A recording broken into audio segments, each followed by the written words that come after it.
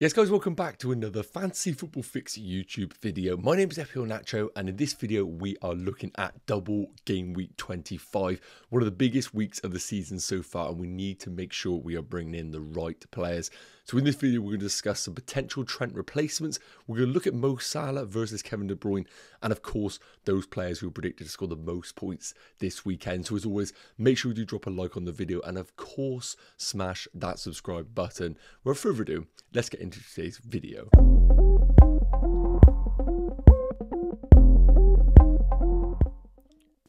So first up, I thought it would be really important to take a look at those upcoming fixtures because naturally when we do see a double game week, we are all drawn towards the fixtures that look really good in the short term. So for example, Game week 25 is a double game week for 4 teams, Liverpool, Man City, Brentford and Luton, and you can see the fixtures on your screen here. So naturally, when we take a look at Liverpool, I want triple Liverpool straight away, and if I didn't own them, I would want to stack up, most likely in the likes of Diogo Jota, Darwin Núñez, maybe even a Mo Salah, but we will touch on him later on in this video. The big thing that we do need to understand is that it isn't just game week 25 that we do need to contend with, it is also the blank game week 26, which includes Liverpool, Luton, Spurs and Chelsea. So I really want to make it clear, if you are investing fresh into Liverpool players, you need to understand how you're going to navigate game week 26 once maybe 3 of your Liverpool players blank in the following game week. Now, I do think the double game week is good enough to target. I do think it is really favourable, especially for those attacking assets. But we also need to consider why it is a blank game week 26 for Liverpool. And that is because it is a Carabao Cup final, which is only 3 days after the Luton game. Could we potentially see some rotation in that Liverpool team against Luton? I think it is definitely likely with some players like Harvey Elliott maybe introduced into the squad and those sorts of players. So I just need to make sure that you guys are aware. The Liverpool double is fantastic, but you need to understand how you're getting around game week 26 and also a potential rotation risk in the Luton game. For me, I think I wouldn't be stacking up on triple Liverpool if I hadn't got them already, unless my squad was well equipped to get through game week 26 without a free hit. Now, Man City are a completely different beast because they play in game week 26, and even though game week 27 and 28 are difficult, I don't think they are terrible fixtures because it is simply Man City and they are on an incredible run right now. So I think the double game week is both at the Etihad. I think that's enough of a reason to triple up on Man City. And we're going to touch on their players in a minute later on in the video. Luton, double in 25 and double in 28. Of course, they blank in game week 26. And because game week 25 is so difficult of a double, I actually think we can avoid Luton until game week 27 personally. And last at Brentford, one of the few teams that not only double in 25, play in game week 26 and also play in game week 29, which will be a big blank game week. So I think Brentford are a fantastic team to invest in as well, even though the fixtures aren't really that appealing. And I'm going to touch on a few of those players later on in this video, but I thought it'd be really handy at the start of this video to just give you a bit of an overview on those upcoming fixtures, especially to be aware of that blank game week for Liverpool. So next up, we need to take a look at the return of Mo Salah and whether we should be buying him in our FPL teams. Now, for those that don't know, Mo Salah is back in training for Liverpool. However, we don't know the full extent of his training right now, whether he's in full training or whether he is just taking part in small sections of the training session, which is specific to his return. But what we do know is that he is imminent to return for Liverpool, whether it be against Brentford, against Luton, or in that Carabao Cup final. Hopefully we'll get some news from Jurgen Klopp. And firstly, it's worth noting, do not make any early moves on Mo Salah as of right now. There is so much information to gather between now and the game week 25 deadline that if you were tempted by Mo Salah, you have to wait until we get some sort of clarification from Jurgen Klopp. But in this slide here, I want to bring up the comparison between Mo Salah and Kevin De Bruyne because they're the two premiums in the game right now. Both have a double in game week 25, and I think naturally some managers, while they were going to go to De Bruyne, might be now tempted by Mo Salah. So looking at the underlying numbers for both, you can see Mo Salah does dominate in the expected goals and also in the goal scoring department, just because he is one of those players in the league, one of the few midfielders who does look like a forward, 0.67 XG. Compared to De Bruyne's 0.19, we know that De Bruyne is more of a chief creator in that Man City team, which is highlighted in his expected assists per 90 at 0.84 compared to Mo Salah's 0.48. But when we look at the underlying numbers for Mo Salah, we just remind ourselves what unbelievable FPL option he is. And it isn't going to be long before we all get him back into our teams. But the big question is, when do we get him back into our teams? And I personally don't think Game Week 25 is the time to do so. Now, we've spoken about the fixtures previously. They have a double in Game Week 25 and then the Carabao Cup final, which makes blank Game Week 26 for them. So I don't think Mo Salah is going to play lots of minutes over this double. He's been out for a while. I would be very surprised. I think he maybe is a bench in Brentford and he comes and starts in the Luton game potentially. And is that enough to bring in Mo Salah knowing that he blanks in Game Week 26 confirmed? Then he has Forest and then Man City, and then he blanks once again potentially in Game Week 29. Because of that fixture run and because of the difficulty of that City game, I don't really think Mo Salah is essential right now. When we compare it to someone like a Kevin De Bruyne, I think he is guaranteed to play majority of minutes in this double game week. And then importantly, he plays in blank game week 26.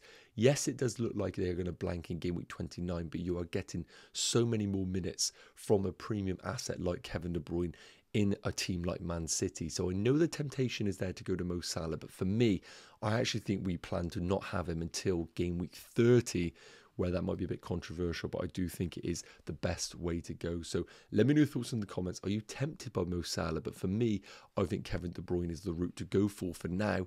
And then in game week 30, we look to go to Mo Salah once again. So that's that covered off. I want to now take a look at some Trent replacements if he is confirmed to be out for double game week 25. So I thought I'd bring up 4 players here, all a consideration for not only a lot of FPL managers, but myself included.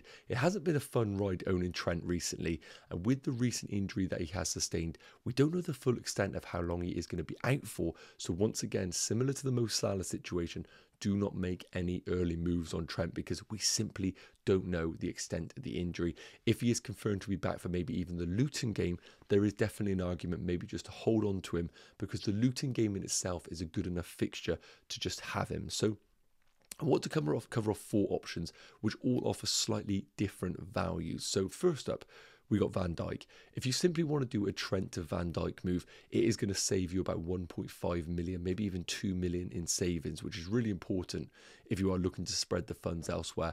And in terms of a goal scoring threat, he is the highest of all of the assets that we are looking here at 0.1 XG. Again, in terms of creativity, we're not expecting anything from a centre-back at Liverpool.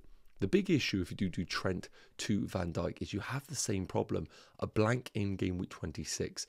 And if you're not planning on using your free hit in 26, you are then basically doing a sideways move and not making your team any stronger for that game week. I expect Van Dijk to play all of the minutes in the double, and that is definitely a pro of this move. But doing a sideways move from Trent to Van Dijk, I don't think is the best use of your free transfers. Now, Man City are definitely a team similar to De Bruyne where I think the investment is going to be better long term. They got a good double in 25 and they play in blank game week 26. But the big question mark is, which one do we invest in? Kyle Walker is slightly more expensive at 5.5 million. But of course, recently we've seen him being benched in the Man City team. So we don't really know exactly if he is going to play every single minute for them.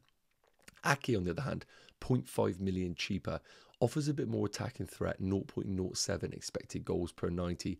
And I do feel like Ake is definitely one of those that has the higher FPL ceiling. I think Kyle Walker on the bonus points is pretty poor, as you can see on your screens here, whereas Ake has the more potential for a double-digit return. And in terms of Ake, what I really do like is he's so versatile, playing as left-sided centre-back, but also as the left-back in this Man City team. And importantly, Gvardiol looks like he could be out for 2 to 3 weeks. So that kind of cements Ake in this Man City team for the foreseeable future. He's playing well with that injury. I think Ake is the route to go for if you are invested in a Man City defender.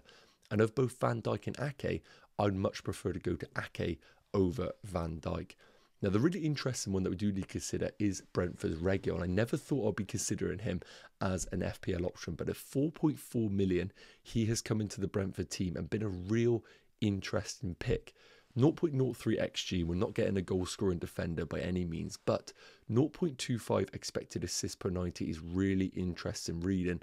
We know Brentford at times play with wing backs. He is a perfect player to play in that position. Now again, we've highlighted here, it's only not 597 minutes, so a very small sample size, but he's looking really good on the bonus points at 0.75, and also his FPL points per 90 at 4.82. I really like Reguilon if you do want to go there. As we discuss, the fixtures are not good for Brentford, but he doubles in game week 25, plays in blank game week 26, and plays in blank game week 29. So long term, he's a brilliant investment. But what I would say is I'm not expecting a Brentford clean sheet in any of those fixtures. So then you are really reliant on him for attacking returns. So to conclude, I think Trent is definitely still a hold for your teams if you want to go there, especially if he is confirmed to be maybe available for the Luton game. If he's ruled out and you don't think rolling your transfer is useful for your team, I think Ake is the route to go for. I think the fixtures are okay. He covers you off in game week 26, and then we just have to basically accept that we are risking it with Pep Roulette. But with the Gavardio injury news, I think maybe Ake is the sensible move. Let me know your thoughts in the comments. Next up, we need to take a look at two forwards that we've got to consider for our FPL teams. Now, the two players that we needed to consider right now is going to be Liverpool's Darwin Núñez and Brentford's Ivan Toney. Both unbelievable when it comes to underlying numbers and goal threat. And of course, Toney is one that we are looking at a much smaller sample size after only recently returning from his long-term ban. So we do need to take that into account when we are looking at the numbers here. But very similar prices, 7.6 million for Darwin, 8.2 million for Toney, and both great in these numbers as I discussed. XG per 90, 0.83 for Darwin, 0.55 for Ivan Toney. But the big metric here is the actual goals per 90. Ivan Toney at 0.75, Darwin Núñez at 0.35. But as I discussed, Darwin has played a lot more minutes, so I would always expect him to have lower goals per 90. But it is a common narrative with Darwin that he's getting the underlying numbers but not actually finishing the chances. Whereas Ivan Toney, maybe one would argue, is a bit of a better finisher. So even if he doesn't have better underlying numbers, we expect him to convert more chances. And also when it comes to big chances for the team, both are getting huge big chances per 90. 1.63 for Darwin, 1.5 for Toney. Now, when we take a look at the fixtures, we've touched on Liverpool. The double is fantastic, but with the imminent return of Mo Salah and the Carabao Cup final, I don't have any certainties that Darwin Núñez is going to start both games in that double. If he was to, I think he's one of the best forwards to own this game week. Brentford away and Luton at home, but then we have to contend with that blank in game week 26. And of course, the potential blank in game week 29.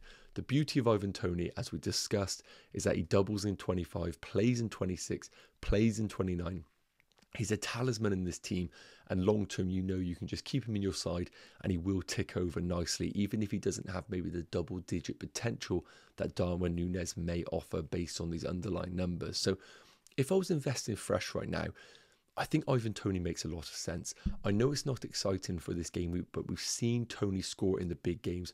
I don't think Liverpool defensively are amazing. I do think they can be got at. And Man City as well, you never know in those sort of fixtures. West Ham conceded 6 against Arsenal. Chelsea are ropey. So I think Ivan Toney makes sense. If you can make the luxury move, I naturally do think Darwin Núñez is the better pick for this game week. But once again, minutes are a big risk, and I think playing safe is the right route to go for. So Ivan Toney would be my pick if you were looking to invest right now. But of course, if you own Darwin Núñez, you are definitely keeping him for this game week. Let me know your thoughts in the comments. I'll be really interested to know. The fantasy football fixed predicted points over the next 4 do back the argument of going for Ivan Toney. So last up, we need to take a look at the predicted points for game week 25 in isolation, because this is going to really help with those that are maybe captaining or even triple captain their players. So here we have the fantasy football fixed predicted points for double game week 25, and you can see head and shoulders above the rest is going to be Erling Haaland at 15.5 points. I think it's really simple here. Man City have a double game week. Both games are at home. Haaland's back to his best. I don't think we have to overthink it. Captaincy minimum on him. I think triple captaincy is the time to go. You can put it on Dominic Solanke in game week 28. You could take a risk on Liverpool this game week, but I really don't know about the minutes. I think whenever Haaland is fit, he plays. That's been historically correct under his time at Man City with Pep. And I think with these numbers right now, he is just the most obvious move for your teams. If you're looking a bit differential in Man City, I do think De Bruyne is the next best. With a rest in game week 24, I expect him to play the majority of minutes over this double game week, and his underlying numbers are fantastic, as we've previously discussed. So De Bruyne is right up there. You could go differential with Phil Foden as well, offers much more of a goal threat, but less of an overall avenue for FPL points. And then we go for the likes of Alvarez, but I'm really worried about his minutes, and we've already touched on those Liverpool attackers and their game time risk.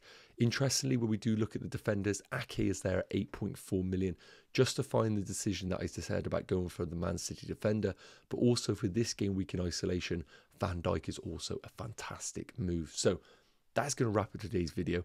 We've covered off some of the big players to own, but if you do have any further questions, please do let us know in the comments section. As always, please do drop a like on the video, smash that subscribe button, and we will see you in the next one. Take care. Cheers.